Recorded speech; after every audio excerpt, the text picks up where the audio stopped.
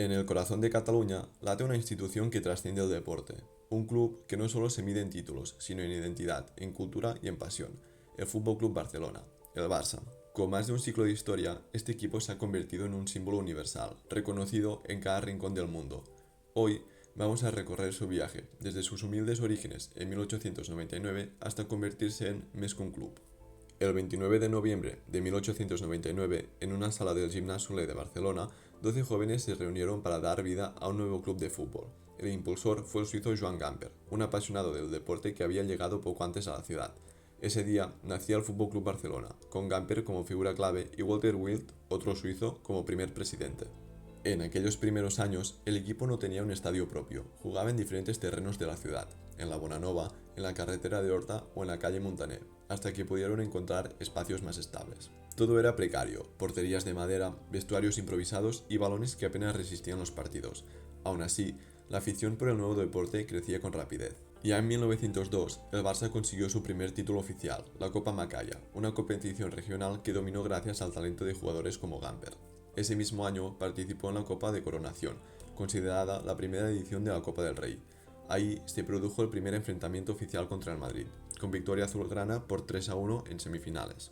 Un elemento fundamental de esta etapa fue la elección de los colores azul y grana. Aunque su origen exacto es incierto, la versión más aceptada es que se inspiraron en el equipo escolar inglés donde jugaron los hermanos Whitty, compañeros de Gamper. Esos colores pronto se convirtieron en un símbolo inseparable de la identidad barcelonista. Durante la década de 1920, el Barça dejó de ser un club pequeño para convertirse en una auténtica institución.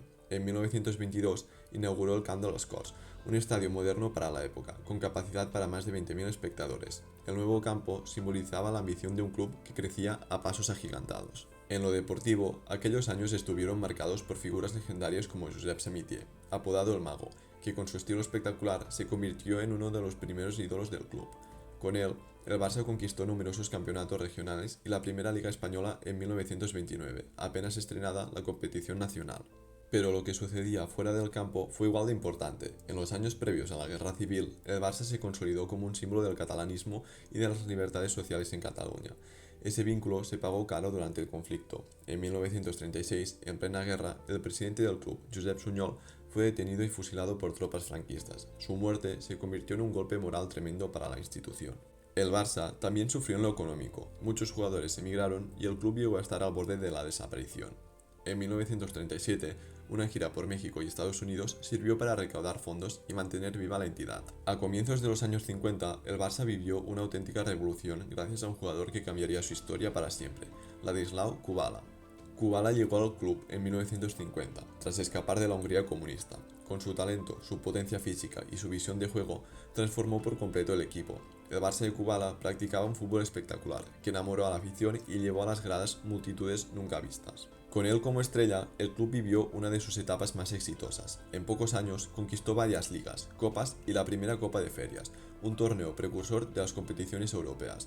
Kubala no solo era un ídolo deportivo, se convirtió en un fenómeno social, con su figura apareciendo en anuncios, revistas y hasta películas. El impacto fue tan grande que el viejo estadio de las Corts quedó pequeño, la demanda de entradas superaba con creces la capacidad del campo, y la directiva tomó una decisión histórica, construir un estadio acorde al crecimiento del club. Así nació el Camp Nou, inaugurado en 1957, con capacidad para más de 90.000 espectadores. En los años 70, el Barça vivía altibajos deportivos y necesitaba un golpe de ilusión. Ese golpe llegó en 1973, con el fichaje de un holandés llamado Johan Cruyff. Cruyff ya era una estrella mundial, campeón de Europa con el Ajax y líder de la naranja mecánica holandesa.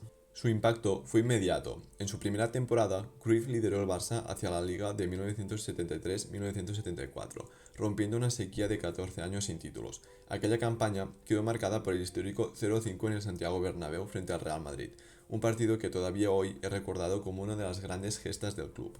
Más allá de los títulos, Cruyff aportó un estilo nuevo, inteligencia táctica, elegancia en el juego y una manera distinta de entender el fútbol que caló en la filosofía del Barça.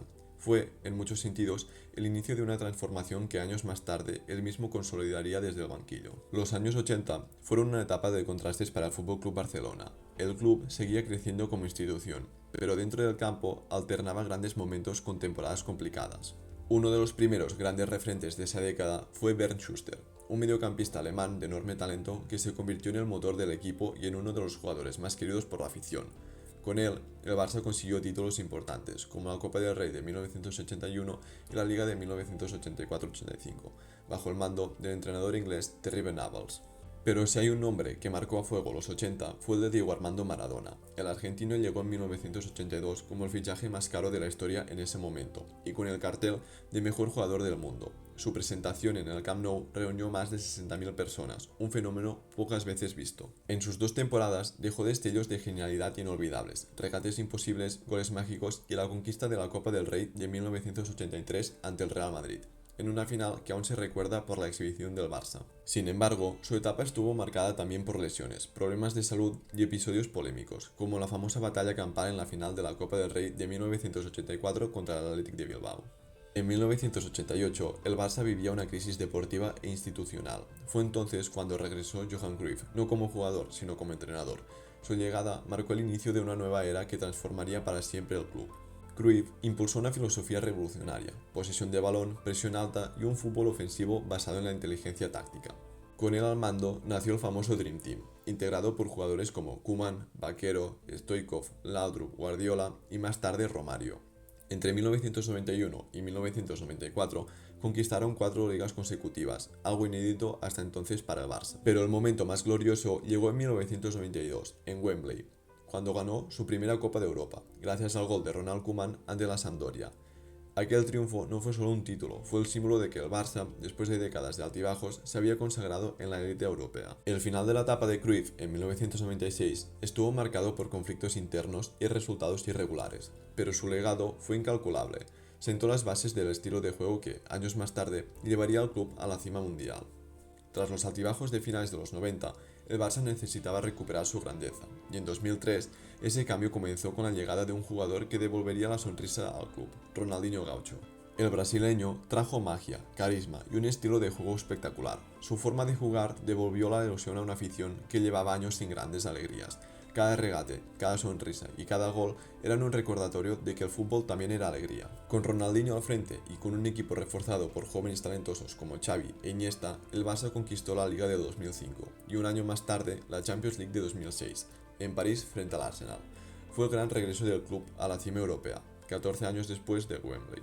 En 2008, el Barça dio un paso decisivo al nombrar como entrenador a un hombre de la casa, Pep Guardiola. Apenas tenía experiencia en los banquillos, pero traía consigo una visión clara, recuperar la esencia de Johan Cruyff y llevarla aún más lejos. Lo que siguió fue una revolución futbolística. Bajo el mando de Guardiola, el Barça practicó un estilo de juego basado en la posesión, la presión y la movilidad constante. Un fútbol que maravilló al mundo, y en el centro de todo estaba un joven que se convertiría en leyenda, Lionel Messi. En su primera temporada, el equipo logró un triplete histórico en 2009, Liga, Copa del Rey y Champions League. Nadie había visto un dominio tan total. Los años siguientes consolidaron al Barça como uno de los mejores equipos de la historia. La final de Wembley de 2011, con una exhibición frente al Manchester United, es considerada por muchos como la obra maestra del fútbol moderno, con jugadores como Xavi, Iniesta, Puyol, Busquets, Dani Alves y Messi. El equipo alcanzó un nivel de perfección pocas veces visto. Entre 2008 y 2012, el Barça de Guardiola conquistó 14 títulos en 4 años, incluyendo 2 Champions y 3 ligas consecutivas. Pero más allá de los trofeos, lo que quedó para siempre fue la huella de un estilo, un fútbol que no solo ganaba, sino que también enamoraba. La era de Guardiola y Messi no solo marcó la cima deportiva del club, marcó también la historia del fútbol mundial. Tras la salida de Guardiola, el Barça vivió años de transición, pero en 2014, con Luis Enrique en el banquillo, nació una delantera que pasaría a la historia, la MSN, formada por Messi, Suárez y Neymar. La química entre los tres fue inmediata, cada partido era un espectáculo de goles, asistencias y jugadas imposibles.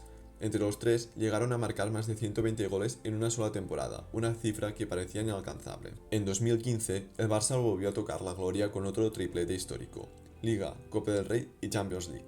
La final de Berlín ante la Juventus cerró una temporada perfecta, con un equipo que combinaba la solidez de veteranos como Iniesta, Busquets y Piqué con la frescura y el talento de la MSN. Después del triplete de 2015, el Barça comenzó a vivir una etapa marcada por la inestabilidad deportiva e institucional.